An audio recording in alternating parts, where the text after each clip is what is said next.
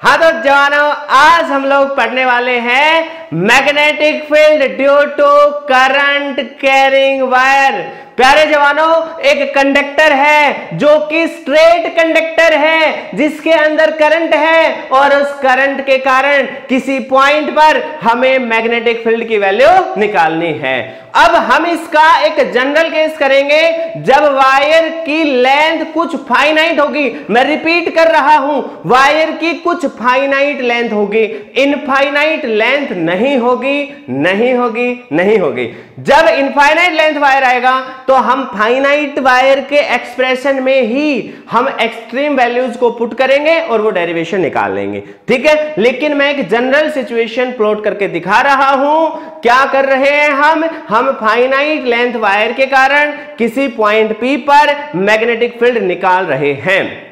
Board exams में इस तरह के एक्सप्रेशन आने की बहुत कम संभावनाएं हैं। हालांकि यदि इस तरह की चीजें हम करते हैं तो थोड़ा सा अपने माइंड को बिल्ड करने का मौका मिलता है और कॉम्पिटिटिव एग्जाम्स के लिए हमें मदद मिलती है। तो मेरे प्यारे जवानों, इंटरेस्टिंग सा टॉपिक है, हम थोड़ा सा समझ लेते हैं।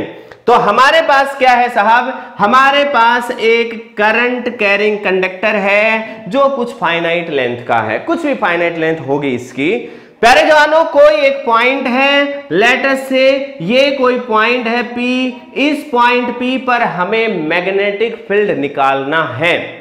अब इस P पॉइंट पर मैग्नेटिक फील्ड निकालना है, इसके लिए हम क्योंकि बायोट-सेवर्ट लॉ का यूज करेंगे तो बायोट-सेवर्ट लॉ में हम करंट का एक छोटा सा एलिमेंट लेते हैं। लेट अस से मैंने यहां पर करंट का एक छोटा सा एलिमेंट ले लिया है। इस करंट के एलिमेंट की लेंथ मैं लिख रहा हूं dl और यहां पर वेक्टर फॉर्म में मैं dl वेक्टर को रिप्रेजेंट कर रहा हूं। प्यारे जवानों, हम मान लेते हैं कि इसके अंदर जो करंट है वो करंट I फ्लो कर रहा है और इस वायर से ये जो पॉइंट P है ये किसी डिस्टेंस पर है। अब इस डिस्टेंस का नाम आप A देना चाहते हो, R देना चाहते हो, D देना चाहते हो। अरे भाई साहब, आपके ऊपर ही तो है। अरे आपका भी तो नाम रखा था। अब आपका नाम कुछ भी रख सकते हैं, मेरी बातें समझ रहे हो कि नहीं। कुछ भी आपके पेरेंट्स ने आपका नाम रख दिया, आपके दोस्तों ने आपका कुछ नाम रख दिया। अब भाई साहब रख दिया तो रख दिया, तो ऐसे ही है। आपने इसका नाम A रख दिया, R रख दिया, D रख दिया, इट इज ओके, रख दिया तो रख दिया। तो अब मेरे प्यारे जवानों, अब हमें इस P पॉइंट पर, मैं इस पॉइंट P का नाम लिख देता हूं, चलो यहां पे इस P पॉइंट पे मैग्नेटिक फील्ड निकालना है। तो हम लोग क्या करने वाले हैं, हम ऑलरेडी इस वायर को छोटे छोटे टुकड़ों में तोड़ेंगे। तो यदि कोई टुकड़ा dl वेक्टर ले लें हम, तो यहां से इस P पॉइंट को ज्वाइन करें। तो इस डिस्टेंस के लिए हम मान लो इसका नाम R मान लेते हैं। मान लो साहब कि ये एक वेक्टर मान लिया हमने R वेक्टर जो dl से P पॉइंट की तरफ है और इसका dl वेक्टर और r वेक्टर के बीच में यदि एंगल थीटा बन रहा है तो मेरे प्यारे जवानों, जो मैग्नेटिक फील्ड की वैल्यू आने वाली है वो कितनी आएगी, it is μ0 upon 4 pi I dl sine साहब theta divided by r square. μ0 upon 4 pi I dl sine theta upon r square. क्योंकि हमें मैग्नीट्यूड से मतलब है तो हम स्केलर फॉर्म लिख रहे हैं। और प्यारे जवानों, आप सबको मालूम है इसके अंदर I तो करंट होता है, dl उस एलिमेंट की लेंथ होती है, तो साहब ये हमने ले रखी है। R जो है उस एलिमेंट से पॉइंट P की डिस्टेंस होती है, तो वो हमने ले रखी है। और साहब ये जो थीटा होता है ये एंगल होता है dl वेक्टर की डायरेक्शन और r वेक्टर की डायरेक्शन में। r वेक्टर की डायरेक्शन ये वाली है जहां मैं अभी लाइन ड्रॉ कर रहा हूं, ये डायरेक्शन r वेक्टर की है। तो प्यारे जवानों, यदि अब हमें टोटल मैग्नेटिक फील्ड निकालना है तो हम हर करंट कैरिंग एलिमेंट के कारण मैग्नेटिक फील्ड निकालेंगे और फिर उसको हम जोड़ने वाले हैं। तो भाई साहब, हर एक छोटे छोटे टुकड़े के कारण हम मैग्नेटिक फील्ड निकाल के यहां जोड़ेंगे। लेकिन ध्यान ये रखना है, मैग्नेटिक फील्ड एक वेक्टर क्वांटिटी है, इसलिए जब टोटल निकालेंगे तो हम डायरेक्शन को भी कंसीडर करेंगे। अब यदि हम इस जगह ध्यानपूर्वक देखें तो इस छोटे से टुकड़े के कारण इस जगह पर जो मैग्नेटिक फील्ड की डायरेक्शन आने वाली है, प्यारे जानो मैग्नेटिक फील्ड की डायरेक्शन डीएल क्रॉस आर कैसे निकालते हैं मैं बखूबी बता चुका हूं, बहुत अच्छे से बता चुका हूं। तो यदि इस टुकड़े के कारण निकालोगे, डीएल पे फिंगर रखोगे, राइट हैंड की आर की तरफ घुमाओगे तो अंगूठा अंदर की तरफ होगा। मतलब साहब इसके कारण मैग्नेटिक फील्ड जो आया है वो अंदर की तरफ आया है। मैंने यहां क्रॉस लगा दिया है। मैग्नेटिज्म वाले चैप्टर में हम थोड़ा साइन कन्वेंशन यूज कर लेते हैं। हमने क्रॉस का मतलब लिखा हुआ है, यहां पर मैग्नेटिक फील्ड है वो इनसाइड है, जो क्रॉस है वो इनसाइड रिप्रेजेंट करेगा, लेकिन हम मैग्नीट्यूड भी क्वांटिटी का नाम भी लिख रहे हैं जो इनसाइड है, जो है मैग्नेटिक फील्ड। क्लियर है? क्रॉस का मतलब है इनसाइड। अब मैं यदि ये टुकड़ा यहां ना लेकर के थोड़ा इससे नीचे ले लेता तो भी बात वही होती। टुकड़ा मैं यहां ले लेता, आर फिर ये वाली लाइन बन जाती, तो डीएल क्रॉस आर फिर भी अंदर ही आता। यदि मैं इस टुकड़े को थोड़ा सा और ऊपर ले लेता, माना कि हमने यहां ले लिया भाई, तो जैसे ही हम यहां ले लेते, यहां से यहां की डायरेक्शन देखते हम, आर वेक्टर बन जाता ये, और डीएल पे फिंगर रख के मैं आर की तरफ घुमाता तो पी पॉइंट के लिए जो डायरेक्शन आती अगेन वो इनसाइड आती। ध्यान रखना, क्यों? क्योंकि एक वेक्टर ऐसा है और दूसरा वेक्टर ऐसा है, तो डीएल क्रॉस आर अब भी अंदर की तरफ ही आना है। कहने का मतलब यह है इस वायर के हर एक छोटे छोटे छोटे छोटे टुकड़े के कारण जो मैग्नेटिक फील्ड आया है वो अंदर की तरफ आया है, क्योंकि सारे वेक्टर्स अंदर की तरफ आए हैं। दोबारा से मैं बोलता हूं, क्योंकि सभी की जो डायरेक्शन है वो अंदर की तरफ आई है। इसका मतलब यदि हम नेट मैग्नेटिक फील्ड निकाल लेंगे तो इस चीज का हम नॉर्मल इंटीग्रेशन कर देंगे, बात बन जाएगी, क्योंकि सारी डायरेक्शन ही एक तरफ आ गई। देखो यार, वेक्टर्स ना बड़ी गजब की चीज है, बड़ी नायाब चीज है। यदि आपको वेक्टर्स में तकलीफ है ना भाई, मैं सच कह रहा हूं, अपने अपने अपने मैंने प्लेलिस्ट बना रखी है ना, तो अपनी प्लेलिस्ट वेक्टर्स के नाम से बना रखी है। भाई साहब अपनी प्लेलिस्ट को ढंग से देख लो। वेक्टर्स में आप नो डाउट 2-3 घंटे तो लगेंगे, लेकिन मजा आ जाएगा। 12th में वेक्टर्स का बहुत यूज है, 11th में बहुत यूज है, इसलिए वो क्लियर होने चाहिए। तो प्यारे जवानों, अब क्योंकि सभी की डायरेक्शन एक ही थी, इसलिए इसका नॉर्मल इंटीग्रेशन करेंगे। तो अब कुछ नहीं बचा है, अब बचा है सिर्फ इसका इंटीग्रेशन करना। अब मुद्दे की बात क्या है कि साहब थोड़ा सा नजर डालो, थोड़ा सा नजर डालोगे। अरे नजर डालनी है, नजर लगानी नहीं है। मेरे प्यारे जवानों, इंटीग्रेशन की खास बात यह है कि वेरिएबल एक ही होना चाहिए।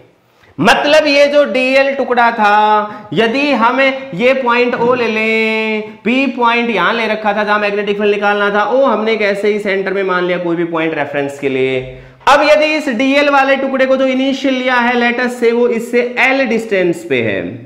अब दूसरा टुकड़ा लेंगे, मान लो थोड़ा नीचे आ जाएगा, या थोड़ा सा ऊपर आ जाएगा, या थोड़ा सा इस तरफ आ जाएगा। कहने का मतलब है एक तो वेरिएबल अमाउंट डीएल हो चुकी है हमारे पास, वे टुकड़े अलग अलग ले सकते हैं, हम छोटे बड़े भी ले सकते हैं, तो एक वेरिएबल तो डीएल है।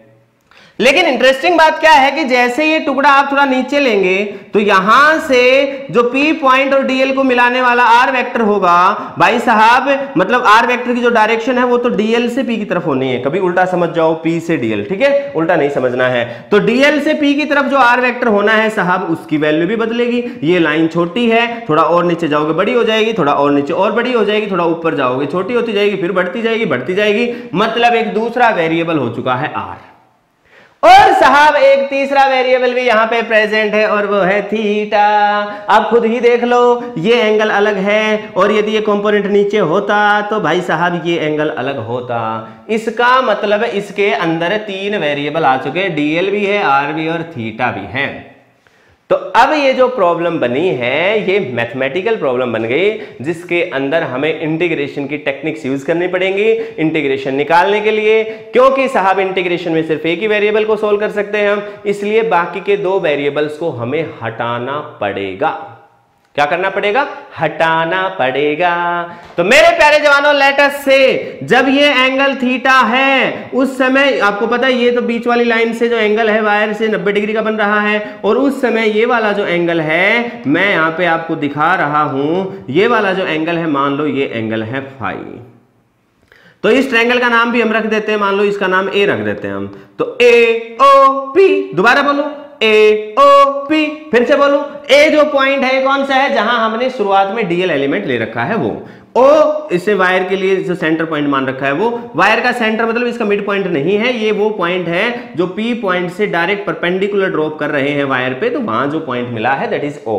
और पी तो आपको पता ही था जहां मैग्नेटिक फील्ड निकालना है। तो इस ट्रायंगल में गौर से देखें हम, तो भाई साहब थीटा प्लस 90 डिग्री, देखते चलना, प्लस फाई, तीनों का सम 180 डिग्री होना चाहिए। मतलब मैं लिख देता हूं, in triangle A O P theta plus 90 plus five equal to 180 degree. बेटे सही से बता दो, समझ में आया नहीं आया? अरे बता दो, यदि बताओगे तभी तो मजा आएगा, तभी तो आगे चलेंगे। समझ में आ रहा है? बहुत बढ़िया भाई साहब, समझ में आना ही चाहिए। ठीक है, तो प्यारे जवानों, theta plus 90 plus five equal to 180 degree. इसका मतलब थीटा प्लस फाइव, ये कितना हो जाएगा, 90 इधर चला जाएगा तो 90 बच गया। इसका मतलब है थीटा की वैल्यू 90 माइनस फाइव।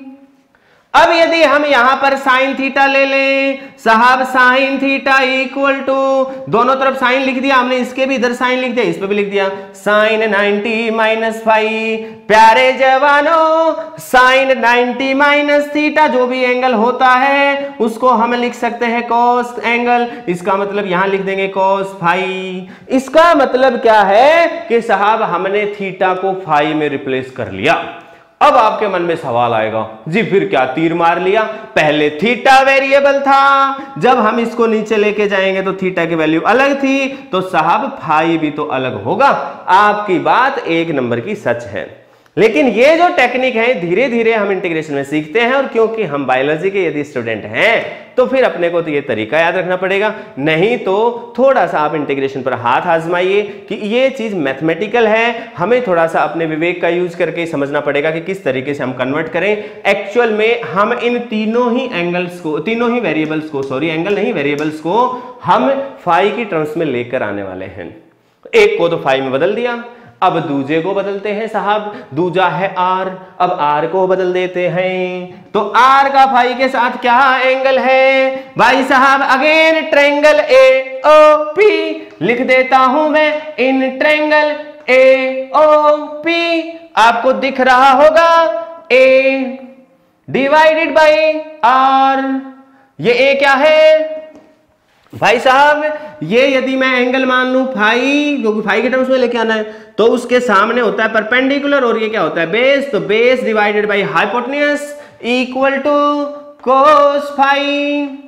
तो इसका मतलब मेरे प्यारे जवानों आर की वैल्यू कितनी आ गई, ए डिवाइडेड बाई कोस फाई। अब आया समझ में? ये भी फाई में कन्वर्ट हो गया और आर भी फाई में कन्वर्ट हो गया। अब आपको कैसे पता चला जी? मैंने बताया ना भाई, ये मैथमेटिकल चीज है, ये तो हम थोड़ा अपने विवेक का यूज करके कर सकते हैं कि फाई में हम इसको कन्वर्ट कर लें तो बात बन जाएगी। ये धीरे धीरे आप प्रैक्टिस करोगे तो अपने आप आ जाएगी। ठीक है, हाँ तो प्यारे जवानों, अपने को हमने क्या कर लिया यहाँ पे, 1 बाई कोस फाई को क्या लिख दिया, सीकेंट फाई। क्लियर है? अब भाई साहब एक वेरिएबल और बच गया है dl, इसका कुछ और करते हैं। तो भाई साहब ये जो dl ले रखा है, इधर ही हमने एक l मान रखा है। प्यारे जवानों, ये l है और ये है a, ये परपेंडिकुलर ले और ये ले ले बेस। मैं फिर कह रहा हूं, इन ट्रायंगल AOP, इसी में चल रहा है, इन ट्रायंगल AOP हम क्या लिख सकते हैं, perpendicular upon base that is a। तो perpendicular upon base equal to tangent phi. मेरे प्यारे जवानों, इसका मतलब L equal to a into tangent phi. अब आपके मन में सवाल आएगा जी L का क्या करें? अरे L को डिफरेंशिएट कर देंगे तो dl आ जाएगा। तो भाई साहब नाउ डिफरेंशिएटिंग इट, तो L की जगह क्या लिख देंगे, dl equal to a into, अब आएगा मजा, टेंजेंट फाई का डिफरेंशिएशन क्या होता है? अरे बता दो यार, और बताओ भाई, बताओगे तभी तो बात बनेगी। नहीं आ रहा याद, सेक स्क्वायर फाई। तो भाई साहब यहां आ जाएगा sec square phi into d phi. तो मेरे प्यारे जवानों, यदि मैं इसको इक्वेशन नंबर 1 लिख दूं तो अब बड़ी इंटरेस्टिंग सी बात हमारे सामने आई है। देखो dl वाली बात फाई में आ चुकी है, इसमें सिर्फ फाई ही वेरिएबल है। थीटा वाली बात फाई में आ चुकी है, इसमें फाई ही वेरिएबल है। आर भी किस में आ चुका है? फाई में आ चुका है। तो मेरे प्यारे जवानों, क्योंकि हमने तीनों ही चीजों को फाई में रिप्लेस कर दिया, मतलब 3 वेरिएबल थे, तीनों हटके एक वेरिएबल आ चुका है।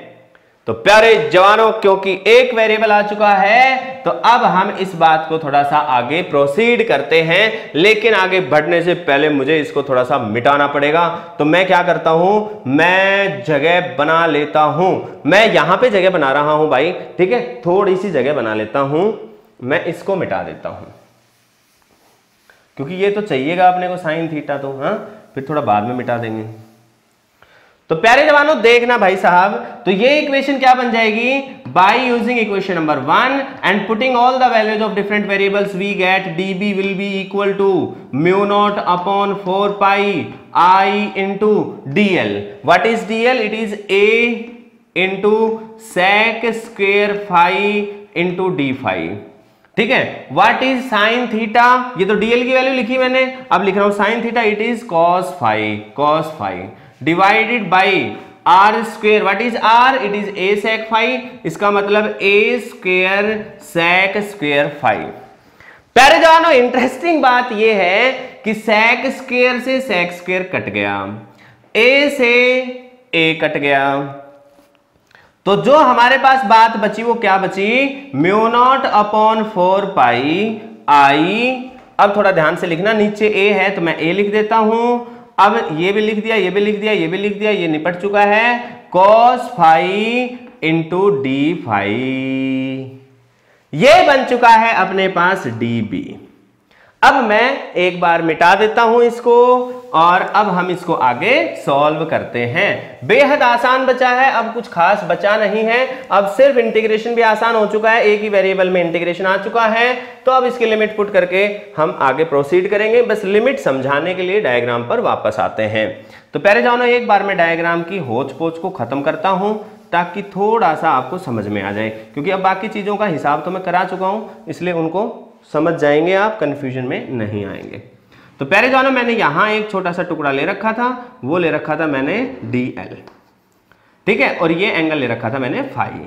अरे वायर का ये वाला जो किनारा है, लास्ट वाला किनारा, और ये ऊपर में जो लास्ट है ये, प्यारे जवानों अब आप खुद ही सोचो, इस इक्वेशन के अंदर जो वेरिएबल बचा है वो बचा है phi.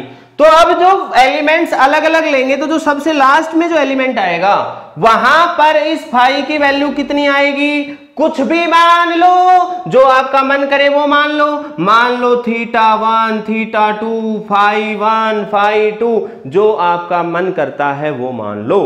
Net magnetic field at P आने वाला है, वो क्या आने वाला है? इंटीग्रेशन होने वाला है dB का। मान लो इसको सोल्व होने के बाद वैल्यू आ गई B, तो जब इंटीग्रेशन करेंगे तो उसमें लिमिट पुट करेंगे फाई की। तो फाई की मैक्सिमम वैल्यू क्या हो सकती है, मिनिमम वैल्यू क्या हो सकती है, मैं उस पर आपको प्रकाश डाल रहा हूं। हाँ, तो मेरे प्यारे जवानों, जब हम नेट मैग्नेटिक फील्ड निकालेंगे P पॉइंट पर, तो अब हम, क्योंकि सभी मैग्नेटिक फील्ड एक ही डायरेक्शन में थे हर एलिमेंट के कारण, तो हम dB का इंटीग्रेशन करेंगे। dB का इंटीग्रेशन करेंगे, नेट मैग्नेटिक फील्ड आ जाएगा। लेकिन इंटीग्रेशन करते समय हमें इस पे फाई की लिमिट्स पुट करनी पड़ेंगी। तो साहब फाई की लिमिट्स कैसे पुट करें? अब आप समझिए, ये लाइन दे रखी है OP, ये बीच वाली लाइन है जो वायर को P पॉइंट से परपेंडिकुलर ड्रॉप किया, दैट इज OP लाइन, ठीक है। अब वायर के ऊपर वाले पॉइंट को टच करेंगे, तो मेरे इस यहां पर ध्यान रखना आप, ठीक है, इस जगह पे ध्यान रखना कि ये वाले जो पॉइंट है ये P है, okay, this point is P, जहां मैं अपनी फिंगर टच कर रहा हूं this point is P, okay. ये मेरा पॉइंट है O। तो मेरे प्यारे जवानों, जब मैं अपने हाथ को ऊपर लेके जाऊंगा, इस वायर के इस किनारे पर लेकर जाऊंगा, तो ये एक मैक्सिमम एंगल होगा, मैक्सिमम एंगल होगा, क्लियर है। और यदि अब हम देखो, मैं ऐसे गया हूं तो मैं क्लॉकवाइज सेंस में गया हूं, अब यदि मेरे को नीचे जाना है तो मेरे को एंटी क्लॉकवाइज सेंस में जाना पड़ेगा। तो भाई लिमिट पुट करते समय हमें थोड़ा सा अलर्ट रहना है। रेफरेंस लाइन के यहां हम नीचे जा रहे हैं नीचे वाले पॉइंट तक पहुंचने के लिए, और ऊपर वाले पॉइंट तक पहुंचने के लिए हमें ऊपर जाना है। इसलिए हम नीचे वाले का एंगल मान लो फाई 1 पुट कर दें, या अल्फा 1, थीटा 1, जो आपका मन करे। ऊपर वाले का थीटा पुट कर दें या फाई 2 पुट कर दें, तो नीचे वाले की लिमिट माइनस में पुट करी जाएगी। तो माइनस फाई 1 से लेके प्लस का फाई φ2 पुट करेंगे, लिमिट मैं आगे पुट करके दिखाता हूं, तो इसका मतलब जो मैग्नेटिक फील्ड आएगा mu naught upon 4 pi I divided by a integration of cos phi d phi and what is the limit -φ12 plus φ2। ध्यान रखना बेटे, ये लिमिट नीचे की तरफ थी रेफरेंस लाइन से, और वी कैन से दैट नीचे की तरफ we can say that anti clockwise sense में जा रहे थे, ऊपर जा रहे क्लॉकवाइज सेंस में, तो दोनों अपोजिट सेंस है, इसलिए हम प्लस माइनस का साइन यूज कर रहे हैं। याद रखना यहां पर स्टूडेंट्स गलती कर जाते हैं, भाई ये जो नीचे वाला एंगल है ये मैंने φ1 पुट करा है, ऊपर वाला एंगल मैंने φ2 पुट करा है, और इसकी डेरिवेशन के अंदर हम ऑलरेडी इस लाइन के यदि नीचे जा रहे हैं तो माइनस में लिमिट पुट करके सॉल्व कर रहे हैं। न्यूमेरिकल के अंदर तो जो भी φ1 की वैल्यू होगी वो पुट करेंगे, क्योंकि वो तो अपने आप सोल्व होके आना है, माइनस लगा दिया अब अपने आप सोल्व होके आएगा। तो इसको यदि हम सोल्व करें तो mu naught upon 4 pi I upon a, आपको पता है cos phi का इंटीग्रेशन क्या होगा प्यारे जवानों, ये किसका डिफरेंशिएशन है, साइन का, तो साइन का डिफरेंशिएशन करेंगे तो कोस आएगा, तो कोस का इंटीग्रेशन करेंगे तो कौन आएगा, साइन। तो यहां पर कोस की जगह पे क्या आ जाएगा, साइन आ जाएगा, फाई आ जाएगा, लिमिट कहां से कहां आएगी -φ1 से φ2। आप लिमिट्स को पुट कर दीजिए, mu naught upon 4 pi I divided by a, प्यारे जवानों वैल्यू पुट कर दो, साइन φ2 माइनस, अब देखो ये लोअर लिमिट पुट करेंगे तो माइनस साइन और माइनस का φ1। अब साइन थीटा के अंदर क्या होता है भाई मेरे, कि जो भी एंगल माइनस के साथ है तो भाई वो माइनस आगे आ जाता है, तो कुल मिलाकर यहां बन जाएगा साइन φ2, ये माइनस बाहर आ जाएगा तो प्लस साइन φ1। प्यारे जवानों ये हमारे पास रिजल्ट आ चुका है। एक फाइनाइट वायर के कारण कितना मैग्नेटिक फील्ड होगा ये हमने कैलकुलेट कर लिया है। आई होप आपको ये बात अच्छे से समझ आई। अब भाई साहब इसमें हम स्पेशल केसेस पुट कर देंगे।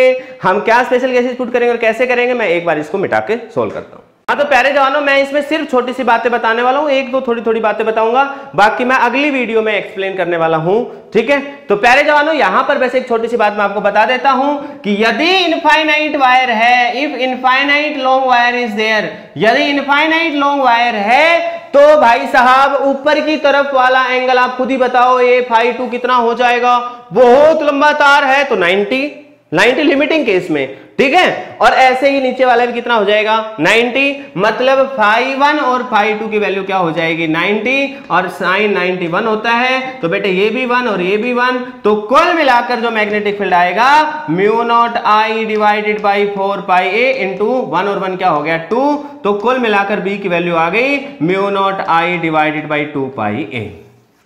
क्लियर है। अच्छा दूसरी बात एक और है कि छोटी सी, कि यदि हम गौर से देखें मैग्नेटिक फील्ड डिस्टेंस के साथ कैसे वेरी कर रहा है, तो जैसे जैसे वायर से आप दूर जाएंगे B is inversely proportional to A है, मतलब मैग्नेटिक फील्ड A के साथ घटता जाएगा। मतलब यदि हम बात करें, यदि ग्राफ ड्रॉ करते हैं B वर्सेस A का, तो आपको पता है इस सिचुएशन में रेक्टेंगुलर हाइपरबोला हमें फर्स्ट क्वाड्रेंट में मिलेगा, हम पॉजिटिव डायरेक्शन की बात कर रहे हैं। तो ये ग्राफ इंपॉर्टेंट है, आपको याद रखना है। प्यारे जवानों एक चीज और स्टार लगा के लिख लीजिए कि यदि कोई भी पॉइंट वायर की एक्सिस पे आ चुका है, जैसे ये वायर है, इस वायर के ऊपर ही कोई पॉइंट दे दिया, एक्सिस पे ही पॉइंट दे दिया, तो वहां पर मैग्नेटिक फील्ड नहीं होगा। लिख लो, magnetic field will not be present on the axis of the current carrying conductor. मैं जो स्ट्रेट कंडक्टर है मैं उसकी बात कर रहा हूं, कभी उसकी शक्ल बदल के कह दो जी रिंग बनाया था उसके एक्सिस पे तो होता है। तो करंट कैरिंग स्ट्रेट कंडक्टर की एक्सिस पे मैग्नेटिक फील्ड 0 होगा, ये बात आप नोट कर लीजिए।